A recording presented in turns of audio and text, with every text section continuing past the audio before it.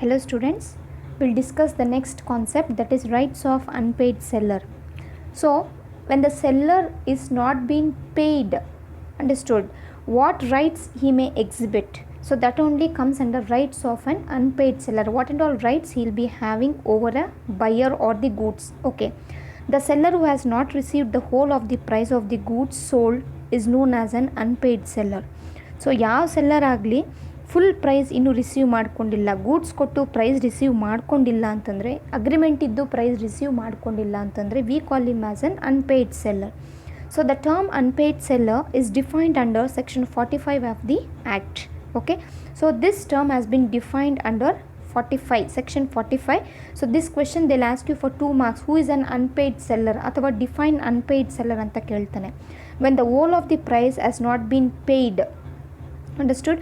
So full paid as of tender ನೀವೇನು entry ಆಗಿರ್ತೀರಾ, as of contract ನೀವೇನು entry ಆಗಿರ್ತೀರಾ, ಆ price full payment ಮಾಡದೇ ಇದ್ದಾಗ ಅವ್ರನ್ನ ನಾವು ಅನ್ಪೇಯ್ಡ್ ಸೆಲ್ಲರ್ ಅಂತ ಕರಿಬೋದು. ಅಥವಾ when bills of exchange or other negotiable instrument as received as unconditional payment and the condition on which it was received has not been fulfilled by reason of dishonour of instrument or otherwise. So for example, ಒಂದು ಕಡೆ price payment ಆಗಲಿಲ್ಲ, ಇನ್ನೊಂದು ಕಡೆ ನೋಡಿದಾಗ suppose if the buyer passes bill of exchange or any other negotiable instruments as a conditional payment, so he will issue an instrument. Understood? ನಾನು payment ಮಾಡೋಕ್ಕೆ ಆಗ್ತಾ ಇಲ್ಲ, so I am sending you the bill of exchanges so and so ಡೇಟಲ್ಲಿ ನೀವು ಇದನ್ನು liquidate ಮಾಡ್ಕೋಬಹುದು ಅಂತ ಯಾವುದೇ ನೆಗೋಷಿಯಬಲ್ ಇನ್ಸ್ಟ್ರೂಮೆಂಟ್ಸ್ ಅವ್ರ ಬಿಲ್ ಆಫ್ ಎಕ್ಸ್ಚೇಂಜ್ನ ಕಳಿಸಿದಾಗ, ಸೊ ಇದನ್ನು ಸೆಲ್ಲರ್ ರಿಸೀವ್ ಮಾಡಿಕೊಂಡು, but due to some reasons ಈ ಇನ್ಸ್ಟ್ರೂಮೆಂಟ್ ಬಿಲ್ ಆಫ್ ಎಕ್ಸ್ಚೇಂಜ್ ಮತ್ತು ಕಂಡೀಷ್ನಲ್ ಆರ್ಡರ್ಸ್ ಏನಿರುತ್ತೋ ಅದು ಲಿಕ್ವಿಡೇಟ್ ಆಗದೇ ಇದ್ದಾಗ, ಡಿಸ್ಹಾನರ್ ಆಗಿದಾಗ ಅವ್ರನ್ನ ಕೂಡ ನಾವು ಅನ್ಪೇಯ್ಡ್ ಸೆಲ್ಲರ್ ಅಂತ ಕರಿತೀವಿ. Understood? So these two criteria we can refer as an unpaid seller. ಯಾವುದೇ ಸಿಚುವೇಷನಲ್ಲಿ ಇವ್ರು ಪೇಮೆಂಟ್ ಆಗಿಲ್ಲ ಅಂತಂದರೆ ಅವ್ರನ್ನ ನಾವು ಅನ್ಪೇಯ್ಡ್ ಸೆಲ್ಲರ್ ಅಂತ ಕರಿಬೋದು. ಸೊ ಅನ್ಪೇಯ್ಡ್ ಸೆಲ್ಲರ್ಗೆ 2 ಟೈಪ್ಸ್ ಆಫ್ ರೈಟ್ಸ್ ಇರುತ್ತೆ. One is the rights against the goods, the another one is the rights against the buyer. So goods, the rights against the goods, already seller ಏನು ಮಾಡ್ತಾನೆ, ಗೂಡ್ಸ್ನ transfer ಮಾಡಿರ್ತಾನೆ ಅಥವಾ ಒಂದೊಂದು ಸತಿ possession ಅವನ ಹತ್ರನೇ ಇರುತ್ತೆ. ಹಾಗಿದ್ದಾಗ ಏನೇನೆಲ್ಲ ರೈಟ್ಸ್ ಅವನಿಗೆ ಬರುತ್ತೆ. ನೆಕ್ಸ್ಟ್ ಬಂದುಬಿಟ್ಟು ಡೈರೆಕ್ಟಾಗಿ ಬೈಯರ್ ಮೇಲೆ ಏನೇನು ರೈಟ್ಸ್ ಇರುತ್ತೆ, ಈ 2 ಕಾನ್ಸೆಪ್ಟ್ಸ್ ಬರುತ್ತೆ. First one is rights against the goods, rights of lien, right of stoppage in transit, right of resale. So against the buyer ಏನು ಬರುತ್ತೆ, right to sue for price, right to sue for damages, right to sue for the interest. So ಇದು ಬಂದುಬಿಟ್ಟು right against the buyer ಬರುತ್ತೆ. So will discuss right against the goods ನಾವು. Okay, so under that you will be having the first one, unpaid sellers right of lien. So ಈ right of lien ಏನು ಬರುತ್ತೆ, you can see rights against the ಗೂಡ್ಸಲ್ಲಿ right of lien ಬಂದುಬಿಟ್ಟು first point. So what is this right of lien? First of all you have to know what is lien. Lien is nothing but the rights of holding a property of the other person until he makes payment to you. You call it as lien. ಈಗ ನಾನು seller, ನೀವು buyer ಅಂತ ಅಂದ್ಕೊಳ್ಳಿ.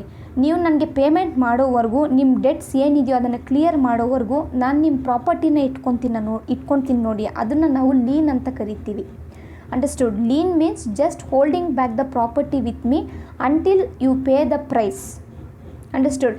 ಇದು ಪ್ಲೆಡ್ಜಲ್ಲಿ ಬಂದಾಗ, if it is pledge ಬಂದಾಗ I will hold your property with me until you clear my debts, ಅದೂ ಲೀನಲ್ಲಿ ಬರುತ್ತೆ.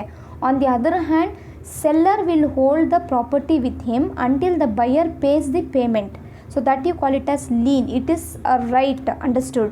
So unpaid seller rights of lien ಏನು ಬರುತ್ತೆ ಅಂತಂದರೆ, this is one of the unpaid seller rights against the goods and property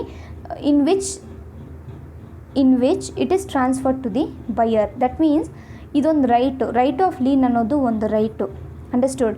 ಏನು right ಇದು? What this right lien will say in the sense, the unpaid seller will be having the right to retain the goods until the whole of the price is paid for the tendered.